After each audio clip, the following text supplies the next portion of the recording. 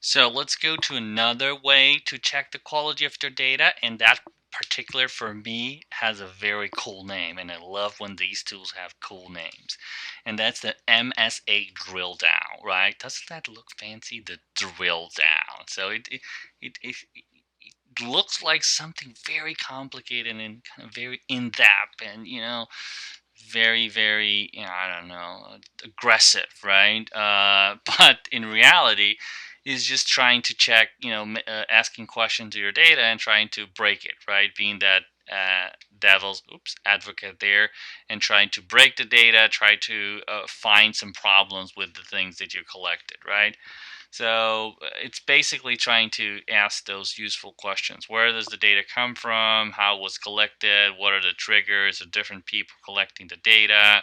Try to find some sources of bias, if there is bias on the way that we collect it, if there's bias in the time period that we collected, so the instrument, the time period, the person, and kind of trying to think about these different errors, measurement errors, or any source of errors.